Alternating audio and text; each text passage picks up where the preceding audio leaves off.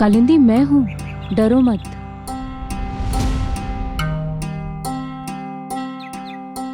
तो क्या फैसला किया है तुमने?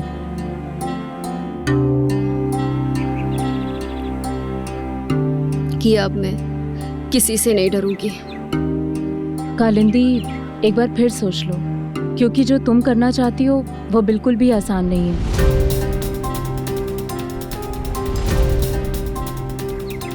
जानती हूँ, लेकिन उससे मुश्किल तो नहीं हो सकता ना जो मैंने भुगता है। मैं लड़ूंगी अपने हक के लिए। और इस लड़ाई में मैं तुम्हारे साथ हूँ। बोलो, क्या करना चाहती हो? मैं अपने पति और अपने पिता के खिलाफ केस दर्ज करना चाहती हूँ। अपने पति और अपने पिता के खिलाफ केस? एक जिसके नाम का सिंदूर औरत अपने मांग में भरती है, और एक जो उसका जन्मदाता होता है। तो ऐसा क्या हुआ था कालिंदी के साथ? क्या किया था उसके पति और उसके पिता ने जिससे कालिंदी को उनके खिलाफ केस दर्ज करने का फैसला लेना पड़ा? यकीन नहीं होता, एक पति जिसने अपनी पत्नी के साथ 7 फेरे लेकर सुख दुख में साथ निभाने का वचन दिया, और दूसरी तरफ एक जन्मदाता पिता खुद अपनी बेटी के ऊपर अत्याचार करता। पता नहीं अब क्या होना बाकी रह गया इस दुनिया। अब बताइए वर्मा जी, क्या करना है और कैसे करना होगा? सबसे पहले हमें इनके पति मिस्टर नरेश दत्ता और उनके दोस्त मंजुल रे और इनके पिताजी रंजीत साहब, इन तीनों के खिलाफ पुलिस में एफआईआर दर्ज करानी है। उसके बाद इन तीनों के खिलाफ मुकदमा दायर करना होगा।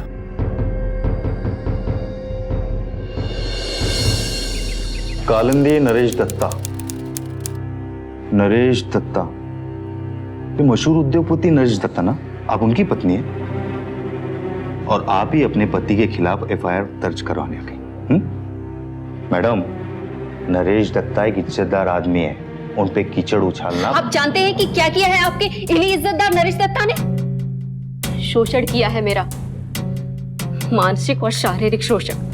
ओ मैडम, काम वाली बाई को 4 बर्तन ज्यादा किसने पड़ते ना, तो वो भी बोलती है कि मालकिन ने मेरा शोषण किया है। और ये पति पत्नी का आपस का मामला है, इसे घर ही सुलझाइए, सुखी रहेंगी। आप कम से कम उसका पूरा केस तो सुनिए। क्या सुनो? ये पति पत्नी का आपस का मामला है, इसमें टांग अड़ाने की जरूरत नहीं है हमें, और आप भी मत अड़ाइए। और आप जैसी सोशल वर्कर कहलाने वाली औरतें इन औरतों का दिमाग खराब करती हैं। सच बोलिए, आप इनके कहने पे एफआईआर लिखवाने आई ना? और आपके पिता रंजीत साहब, उनको हम अच्छी तरह से जानते हैं, उनकी समाज में इज्जत है। क्यों उनके नाम पे कालिक पोतना चाहते हैं आप? जो पिता अपनी बेटी को सहारा ना दे सके, वो पिता किस काम का? आपकी शादी हो चुकी ना मैडम, तो सहारा अपने पति से मांगिए, पिता से नहीं। मगर आप मेरा सच जाने बिना ही। हमारा काम है सिर्फ कंप्लेंट दर्ज करना, सच जानना कोर्ट का काम है। तो फिर आप अपना काम कीजिए, क्योंकि हमारे जैसी अपने आप को सोशल वर्कर कहलाने वाली औरतों की पहुंच बहुत ऊपर तक होती है। मैडम, धमकी मत दीजिए, बहुत ऊपर तक पहुंचे ना आपकी। बहुत ऊपर तक पहुंचे ना, जाइए ऊपर जाइए, चलिए निकलिए। चलो चलो कालिंदी, चलो।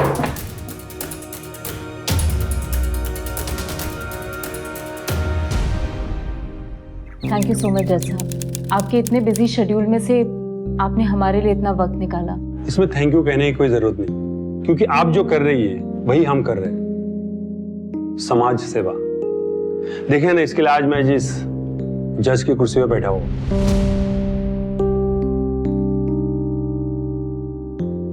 और आपके ऊपर बहुत जुल्म हुआ है।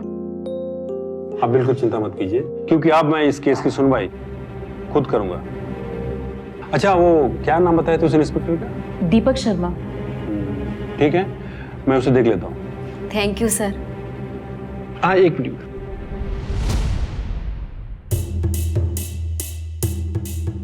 ये माँ दुर्गा है, इसे आप अपने पास हमेशा रखना, ये आपकी रक्षा करेगी। इतनी अमानुष परिस्थितियों में आपने जो हिम्मत दिखाई है, अगर आपकी जगह कोई और लड़की होती तो जुर्म सहते सहते मर जाती या फिर आत्महत्या कर लेती। आज कई सालों बाद ऐसा लग रहा है कि सब कुछ ठीक हो जाएगा। जरूर होगा। आज से आप अपनी लड़ाई में मुझे भी शामिल समझिए। सर, आपकी पत्नी कालिंदी ने आपके खिलाफ एफआईआर दर्ज करवाई है। मैंने अपनी तरफ से पूरी कोशिश की, लेकिन ऑर्डर ऊपर से आया। कालिंदी को जिंदा छोड़कर बहुत बड़ी गलती कर दी मैंने। उसे उसी वक्त मरवा देता ना तो ये मुसीबत ना झेलनी पड़ती। अब क्या होगा इंस्पेक्टर साहब? वारंट निकला है, पुलिस स्टेशन तो जाना ही पड़ेगा और कोई चारा नहीं है। आप अभी अपने वकील को तुरंत फोन कीजिए और जमानत के पेपर के साथ उन्हें पुलिस स्टेशन आने बोलिए। जब तक हम लोग यहाँ से पुलिस स्टेशन पहुंचेंगे, आपका वकील भी वहां पहुंच जाएगा और उन पेपर्स पे मैं साइन करके आपको तुरंत रिहा कर दूंगा। मेरे खिलाफ केस फाइल करेगी। नाउ आई विल फिनिश हर। पर यह उतना आसान नहीं था जितना नरेश सोच रहा था। गिरधर मित्रा के एक फोन की वजह से नरेश की बेल नामंजूर कर दी गई और केस सीधे कोर्ट में पहुंच गया, गिरधर मित्रा के पास। सोनिका देवी और कालिंदी को अब यकीन हो गया कि इस बार कालिंदी को न्याय जरूर मिलेगा। इंस्पेक्टर नरेश दत्ता की जमानत करने ही वाला था कि ठीक उसी वक्त पर जज साहब मतलब गिरधर जी का फोन आ गया और सारा तख्ता ही पलट के रख दिया। अब नरेश दत्ता, उनके दोस्त मंजुल और आपके पिताजी तीनों के खिलाफ क्रिमिनल चार्जेस दायर किए गए हैं। इसी सिलसिले में कुछ पूछताछ करने के लिए उन्होंने आज शाम 5 बजे आपको घर पर बुलाया है। ठीक है sir, thank you.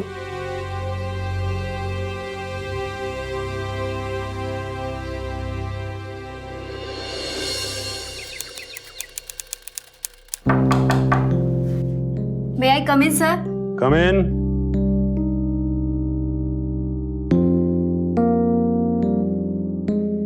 Good evening sir. Good evening. अरे कालिंदी, आओ बैठो, मैं तुम्हारी फाइल चेक कर रहा था। सर, आपको जितनी भी बार थैंक्स बोलूं वो कम है। उस इंस्पेक्टर ने तो एफआईआर फाड़ दी थी। इनफैक्ट मुझे तो कोई उम्मीद ही नहीं थी, लेकिन आप मेरी मदद कर रहे हैं। तुम्हारी मदद करना तो मेरा फर्ज है। तुम्हारे पति नरेश दत्ता और मंजुल रॉय के खिलाफ ये केस मैंने तैयार किया है। इसे तुम एक बार देख लो, पढ़ लो और समझ लो। इसलिए मैंने तुम्हें यहाँ बुलाया था कि इसमें कोई कुछ कमी ना रह जाए, ताकि उन दोनों को कड़ी से कड़ी सजा दिला सको।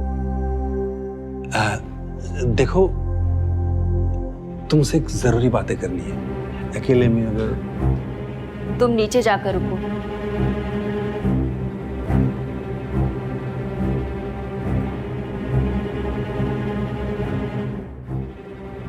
यू नो कालिंदी,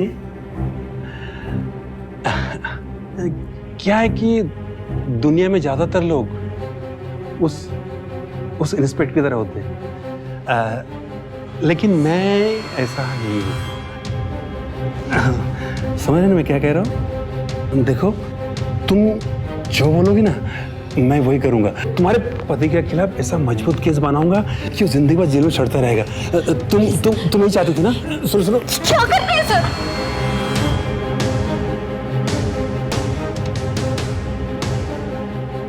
दुनिया में कोई भी चीज मुफ्त में नहीं मिलती।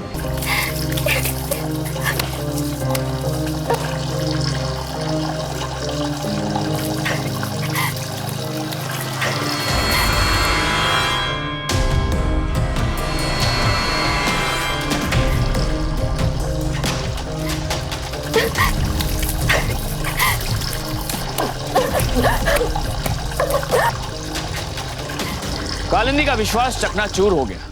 जिसने आशीर्वाद के रूप में उसे माता की तस्वीर देकर उसके मन को तसल्ली दी थी, उसी ने इतनी घिनौनी हरकत की। कालिंदी बिल्कुल टूट सी गई थी। इस घटना का उसे ऐसा सदमा लगा कि किसी को भी अपने आसपास देखकर वो डरने लगी, हर एक को शक की नजर से देखने लगी। कालिंदी, कालिंदी दरवाजा खोलो।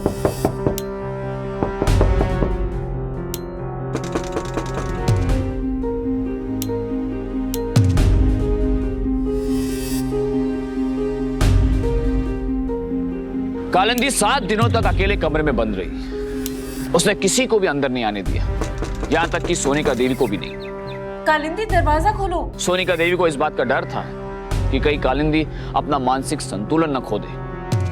आखिर 8वें दिन कालिंदी ने कमरे का दरवाजा खोला। कोर्ट ने तुम्हारे पति, उसके दोस्त और तुम्हारे पिताजी तीनों का केस खारिज करने का फैसला किया।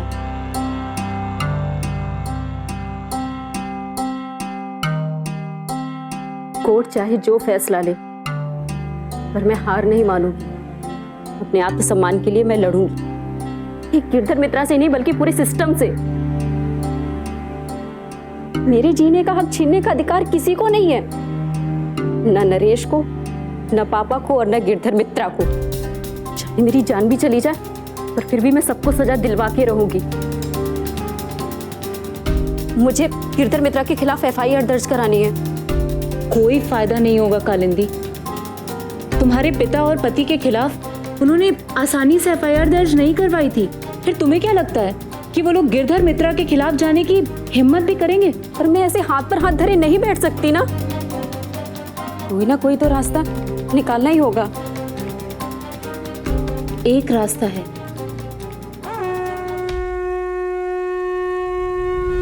नीता जी, अगर आप इस मामले में थोड़ी दखल दें तो शायद कुछ हो सकता है। आज एक जरूरी प्रेस कॉन्फ्रेंस है, बड़ा मसला है, वो हो जाए तो फिर। Thank you Netaji. अब ये सर, ये मेरा स्टेटमेंट है गिरधर मित्रा के खिलाफ। देखिए, गिरधर मित्रा मेरा आदमी है। पार्टी अगले इलेक्शन में उसे टिकट देने के लिए सोच रही है। अगर गिरधर मित्रा पर इस तरह के इल्जाम लगेंगे तो हमारी पार्टी की क्या साख रह जाएगी भाई? लेकिन ये इल्जाम नहीं है नेताजी। गिरधर मित्रा ने सचमुच आए दिन ऐसे हादसे होते रहते हैं, रोज हम पेपर में पढ़ते हैं। गिरधर मित्रा एक इज्जतदार जज है, और कौन विश्वास करेगा आपकी बात पर? उल्टा आपकी खुद की ही बदनामी होगी। मेरी मानिए तो इनसे कहिए कि कॉम्प्रोमाइज करें। गिरधर मित्रा से कह के इनके पति का जो केस है ना, दोबारा खोलने का ऑर्डर दे देता हूं मैं। अरे आपको लड़ना ही है तो अपने पति के खिलाफ लड़ो, जीत तुम्हारी होगी, इस बात की गारंटी मैं देता हूं। शर्म आनी चाहिए आपको। नेता हैं आप इस देश के, आपको अपने बारे में नहीं, इस देश के हित के बारे में सोचने के लिए इस कुर्सी पर बिठाया गया है। लेकिन जो इंसान एक औरत की अस्मिता का सम्मान नहीं कर सकता, वो नेता हो ही नहीं सकता। तमीज से बात करना सीखो तुम। अगर आपकी बहन बेटी के साथ ऐसा हुआ होता, तब भी आप उन्हें ऐसे ही कंप्रोमाइज करने के लिए कहते?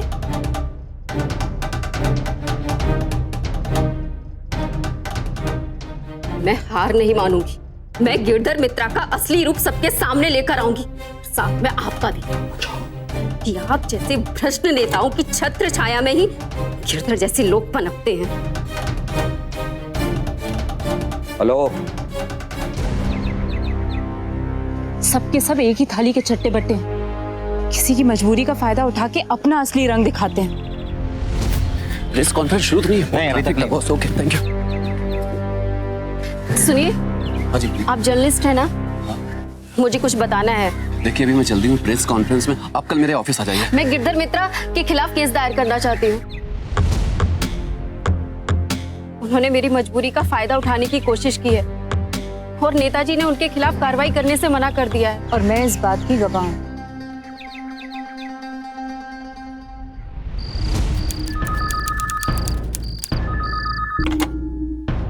हेलो, हाँ नेताजी बोलिए, क्या खबर है? नमस्कार। क्या? कभी? अभी तक तो।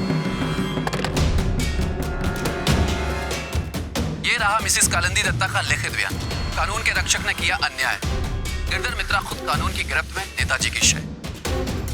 सारी जद्दोजहद के बाद कालिंदी को एक ऐसा हथियार मिल गया था जो उसकी सच्चाई को लोगों तक पहुंचा सकता था। पर यह लड़ाई किसी और के साथ नहीं, इस भ्रष्ट सिस्टम के एक नेता और एक जज के खिलाफ थी। हर कोई उन बड़े बड़े नामों के रोष से बचना चाहता था। कालिंदी फिर भी कोशिश करती रही, वो हार कर बैठने वालों में से नहीं थी। लिहाजा अब उसकी इस हिम्मत को तोड़ने की पहल शुरू कर दी गई। आज शाम को मेरे वकील मिस्टर वर्मा का फोन आया था। कह रहे थे कि वो मेरा केस नहीं लड़ सकते हैं। ये तो होना ही था। गिरधर मित्रा और नेता जैसे असामियों के नाम अब आपकी लड़ाई से चुक चुके, अब ये खबर बन चुकी, और मैं चाहता हूं कि आप अपनी कहानी लोगों को खुद सुनाएं। टीवी पर लाइव। अब आशा,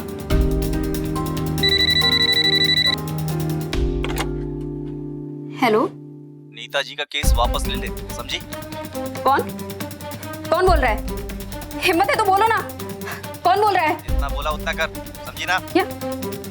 मैं ऐसी धमकियों से डरकर चुप रहने वाली नहीं हूँ। जो मुझे करना होगा वो मैं करके रहूंगी। आई बात तुम्हें समझ में? समझे तुम?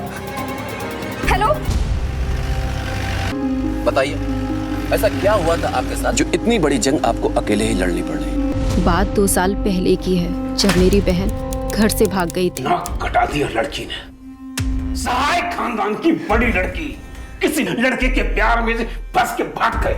अरे तू क्या ले लो, न जाने किस हाल में होगी मेरी बच्ची। मर गई होगी तो भी अच्छा है। हमारे मुंह पर काली पोत के वो कभी खुश नहीं रह सकती, कभी नहीं। तो बस एक ही रास्ता है कि जितना हो सके जल्दी से जल्दी कालिंदी को अच्छे से अच्छा लड़का और अच्छा घर देके इसकी शादी कर दो। तभी लोग ये मनहूस खबर को भूलेंगे और सहाय खानदान का नाम फिर से इज्जत से लेंगे। पर पापा, जो दीदी ने किया है उसकी सजा मुझे क्यों? पहले मुझे अपनी पढ़ाई पूरी करनी है। मैंने जो एक बार कह दिया बस, उस पर मैं कोई बहस नहीं करना चाहता। तुम्हारी शादी होगी और तुम चुपचाप मंडप में बैठोगी। इसी में हम सबकी भलाई है, सबकी खुशी है। अच्छा लड़का और अच्छा घर देकर हम तुम्हारी शादी करवाएंगे। जी हम तो यही चाहते हैं कि हमारी लड़की की शादी बस जल्द से जल्द हो जाए। मैं भी यही चाहती हूँ। भगवान का दिया सब कुछ है हमारे पास, गाड़ी, बंगला, ऐशो आराम। बस मेरे बेटे नरेश की एक बार शादी हो जाए और ये दोनों आराम से खुश रहें। मुझे और क्या चाहिए?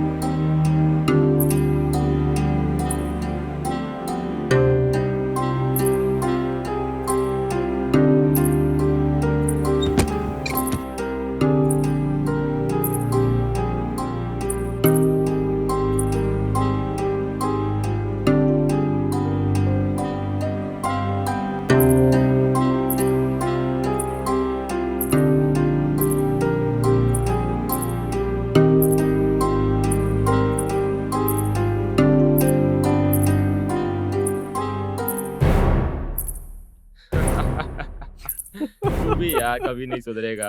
अरे साले तू भी शादी कर ले अब। पता नहीं तू हमेशा वही रहेगा। अबे मैं कैसे बदल सकता हूँ? अरे हम तो ऐसे ही रहेंगे।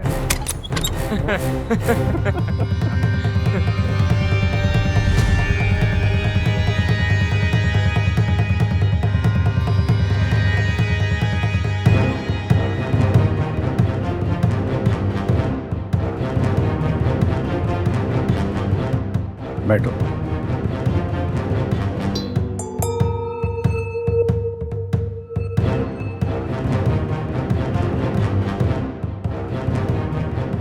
आओ कल, आओ अंदर। अरे आ जाओ, दोस्त है हमारा ये। आओ आओ आओ, बैठो बैठो। अरे पास बैठो। कैसी है बताओ भाई? अरे अरे अरे कालिंदी, अरे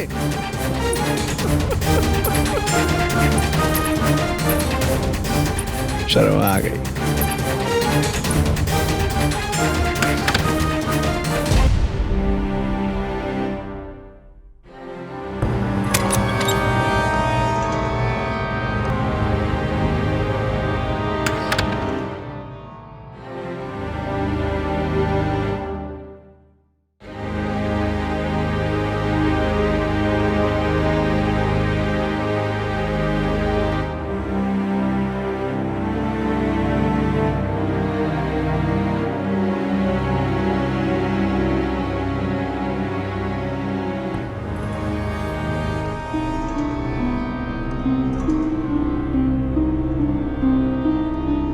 क्या हुआ है? कोई प्रॉब्लम है क्या?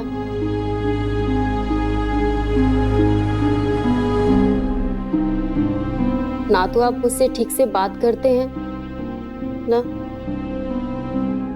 ऐसा लग रहा है जैसे आप हनीमून पर आकर मुझे अवॉइड कर रहे हैं। मुझे तो ऐसा फील होता है कि हमारी शादी ही नहीं हुई है।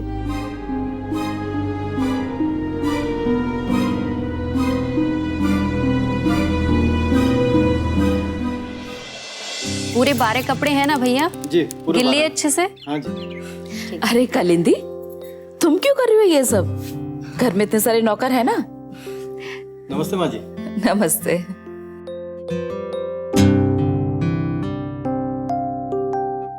बेटा, तुमने तो एक ही महीने में इस घर का सारा काम संभाल लिया। मेरे लिए तो अब इस घर में कुछ करने को रह ही नहीं गया। माँ जी, आपसे एक बात पूछूं? हाँ बोलो बेटा। शादी से पहले उन्हें कोई और पसंद थी क्या? नहीं तो, इसने तो आज तक लड़कियों से बात तक नहीं की। दोस्ती तो बहुत दूर की बात है। तो क्या उन्हें मुझसे शादी नहीं करनी थी? सुहाग रात पर वो, मेरा मतलब है उनका बर्ताव बहुत अजीब था, और जब हनीमून पर गए तब भी ऐसा लग रहा था जैसे वो मेरे साथ एक कमरे में रहना ही नहीं चाहते थे, जैसे किसी ने जबरदस्ती उन्हें मेरे साथ बांध दिया हो।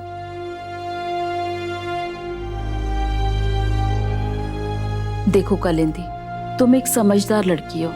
जो जैसा है उसे वैसे ही स्वीकार करो। उसी में अपनी खुशी ढूंढ लोगी तो सुखी रहोगी।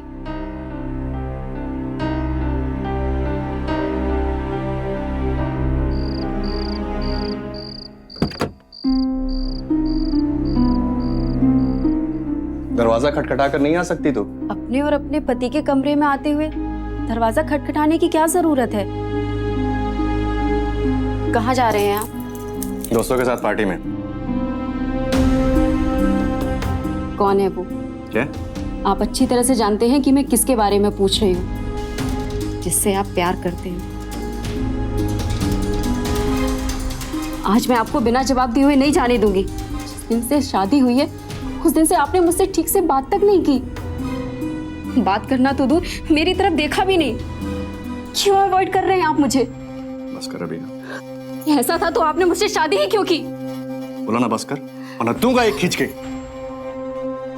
बस इसी में आपकी मर्दानगी है, मुझ पर हाथ उठाने में, अपने दोस्त के सामने अपनी सुहाग रात पर मेरे साथ बदतमीजी करके बाद में मुझसे दूर रहने में। कभी आप प्यार से आए हैं मेरे पास?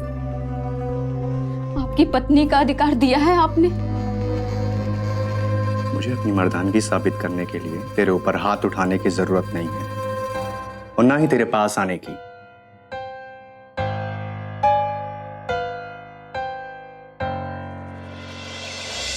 अपने वहम को ज्यादा हवा मत दो कालिंदी, खुद ही दुखी हो जाओगे।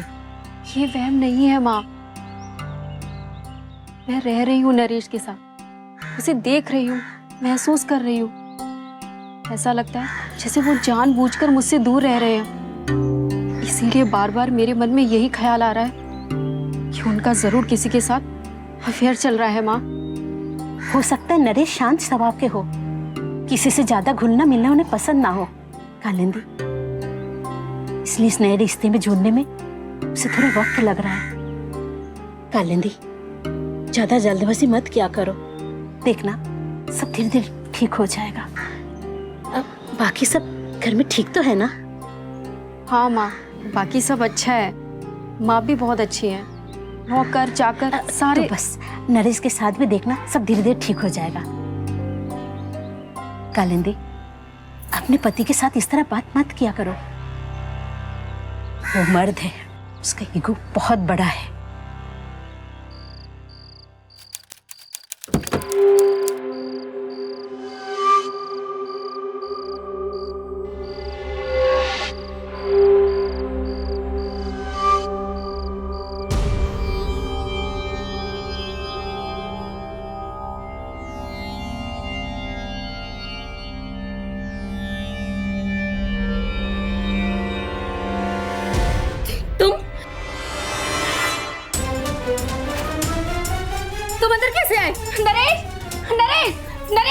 इतना नरेश नरेश चिल्लाने से कुछ नहीं होगा। वो नहीं आएगा तेरी मदद के लिए। नरेश! अरे उसने ही मुझे यहाँ भेजा है,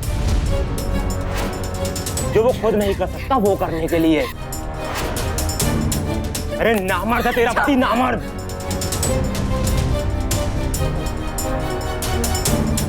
पति को परमेश्वर का दर्जा देने वाली एक पत्नी के सामने उसका देवता दानव बन जाए तो ऐसे हालात दिल और दिमाग को भीतर तक झकझोर देते हैं। कुछ ऐसा ही कालिंदी के साथ भी हुआ। वो पूरी तरह से टूट चुकी थी और उसने उसी रात नरेश का घर छोड़ दिया और वो अपने पिता के घर आ गई, अपने मायके, इस उम्मीद के साथ कि उसे अपने घर से सहारा मिलेगा। उसने सारी सच्चाई अपने माँ बाप को बताई, लेकिन नरेश इतनी आसानी से कालिंदी को बख्शने वाला नहीं था। अपने ऐब को पूरी दुनिया के सामने बेपर्दा होने से बचाने के लिए वो कुछ भी कर सकता था, इसलिए वो कालिंदी के मायके पहुंचा। धोखा दिया आपने हमें, जिंदगी बर्बाद कर दी मेरी बेटी की। अपना ऐब छुपाने के लिए अपने दोस्त के साथ अपनी पत्नी को। अरे शर्म नहीं आई आपको? अरे माताजी ऐसा कुछ नहीं हुआ है, झूठ बोल रही है ये। सच तो ये है कि इस शादी से कभी खुशी नहीं थी और इसीलिए हमारे बीच में आज तक पति पत्नी का संबंध भी नहीं बन पाया। झूठ बोल रहे हैं ये। मैं झूठ बोल रहा हूं? मैंने तुझसे क्या कहा था? मुझे मेरा वारिस चाहिए, तूने मना कर दिया था ना? बोल। आप कुछ बोलते क्यों नहीं? पिताजी, अगर आप समझदार हैं तो अपनी बेटी की बात में मत आइए। वैसे भी हमारा घरेलू मामला है अभी। सच तो यह है कि कालिंदी को आप लोगों को इसमें दखलंदाजी करने को कहना ही नहीं चाहिए था, और आप लोगों को भी ऐसा नहीं करना चाहिए। यकीन करिए, अगर फिर भी आपको लगता है कि मेरी वजह से आपकी बेटी की जिंदगी बर्बाद हो रही है तो आप खुशी से इसे अपने साथ रख सकते हैं। मेरा उससे कोई वास्ता ना होगा। नमस्ते माता जी। खुश हो गई तू?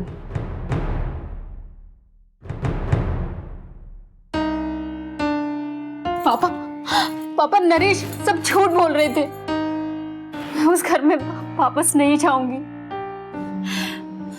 तो इसीलिए तुम उस शादी से छुटकारा पाने का बहाना ढूंढ रही हो।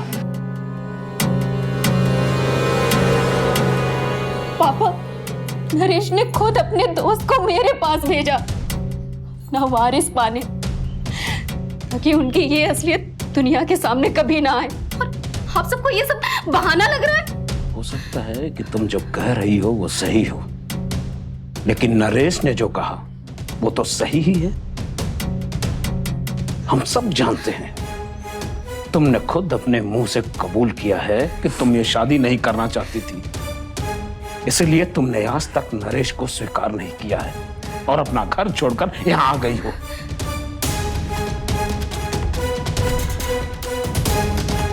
तो ये अब मेरा घर नहीं है? ससुराल ही लड़की का असली घर होता है। मरने के बाद उसकी अर्थी ही वहां से बाहर आती है। ये आप क्या बोल रहे हैं? तुम चुप रहो।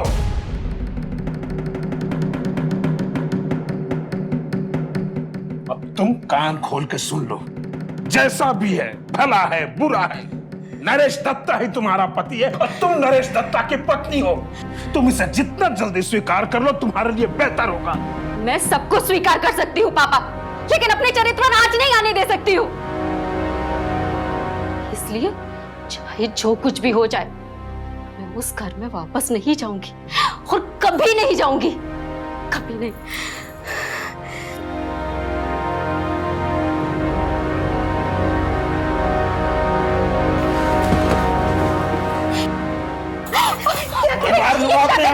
मुझे मेरा नाम, मेरी इज्जत, अपनी जान से ज्यादा प्यार है। छोड़ दीजिए। बेटी ने मुंह पे कालिक लगाया, अब दूसरे की वजह से मैं फिर से बता पाऊं। मैं मार दूंगा अपने आप को। प्लीज छोड़ दीजिए। आप जो चाहते हैं मैं वही करूंगी। आप ये चाहते हैं ना कि मैं वापस घर चली जाऊं? मैं जाऊंगी और वही रहूंगी। नरेश से माफी भी मांग लूंगी, लेकिन प्लीज आप ऐसा मत कीजिए। कालिंदी के पिता ने अपने जान की दुहाई देकर कालिंदी को वापस अपने ससुराल भेज दिया। सब कुछ जानते हुए भी उन्होंने अपनी बेटी को वापस उसी नर्क में जाने के लिए मजबूर कर दिया, सिर्फ इसलिए ताकि समाज में उनकी साख बनी रहे। समाज, नाम, परंपरा। आज भी कई पढ़े लिखे और अपने आप को इज्जतदार कहलाने वाले घरों में यह धारणा जिंदा है कि एक बार बेटी की शादी हो गई तो उसके लिए उसके मायके में उसकी कोई जगह नहीं है, जैसे कि माँ बाप के सर से बोझ उतर गया और उनकी जिम्मेदारी खत्म। कहीं परंपरा के नाम पर ऐसी सोच को बढ़ावा देकर माँ बाप अपनी जिम्मेदारी से पल्ला तो नहीं झाड़ रहे? सोचिए, क्या ये सही है? कालिंदी अपने पिता की बात मानकर अपने ससुराल वापस तो चली गई, पर नरेश का बर्ताव बद से बदतर हो गया। अब माफी मांगने से कोई फायदा ना होगा। जाकर अपने बाप से मेरे खिलाफ शिकायत करते समय नहीं सोचा था कि वापस आकर क्या होगा। तब तो बड़ी हिम्मत दिखा रही थी। अब क्या हुआ? निकल गई सारी हिकड़ी। जैसे तेरे बाप ने घर से बाहर निकाल दिया, वैसे मैं भी घर से बाहर निकाल दूं तो कहां जाएगी? मेरी पत्नी होकर मेरे खिलाफ बाप से मदद मांगी तूने।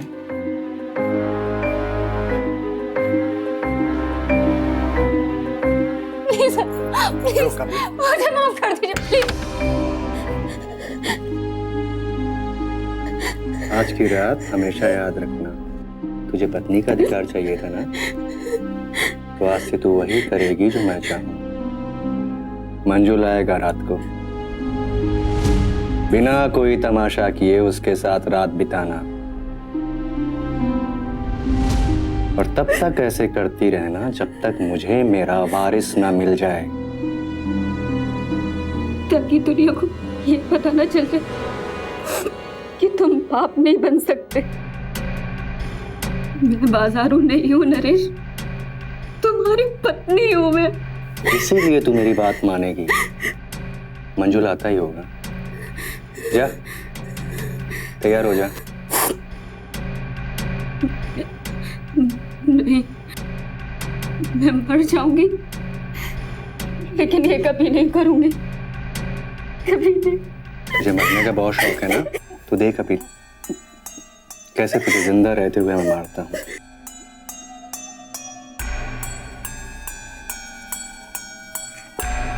दुनिया में हर तरह के लोग होते हैं, कुछ बुरे तो कुछ अच्छे भी। ऐसी ही थी वो नर्स जिसने कालिंदी की दशा देखकर उसकी मदद करने की कोशिश की,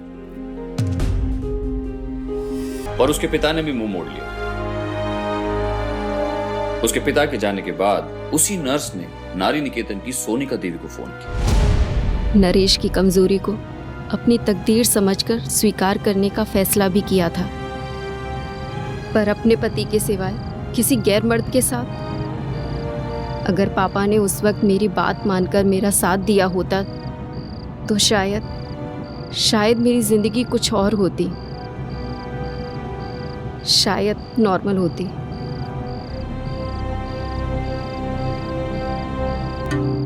हेड्स अप टू यू। इतना सब कुछ सहकर भी आपने हिम्मत नहीं हारी। मेरी हिम्मत ही तो मेरी अपनी है, बाकी सब तो खो ही चुकी हूँ।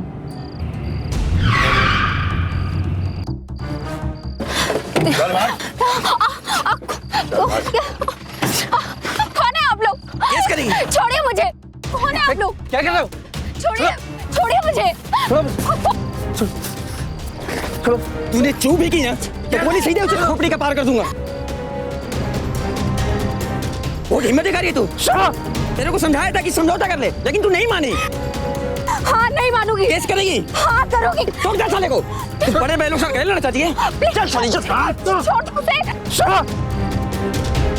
कालिंदी का भविष्य जल गया और साथ जल गई इंसानियत की उम्मीद जो कालिंदी के मन में थी, लेकिन उसकी अवैध हिम्मत उसका सहारा बनी। गुंडों के वहशत ने जैसे कालिंदी के हौसले और बढ़ा दिए। उसके मन पर इतने घाव थे कि शायद शरीर के घावों का सोग मनाना अब उसे मंजूर नहीं था। अपने आत्मसम्मान की रक्षा करने की उसने हर हाल में ठान ली थी, और कालिंदी ने वही किया। उसने माननीय प्रधानमंत्री के नाम खत लिखा, और मंत्री जी खुद अपने निवास स्थान पर कालिंदी दत्ता से मिलकर इस मामले के जांच के आदेश देंगे।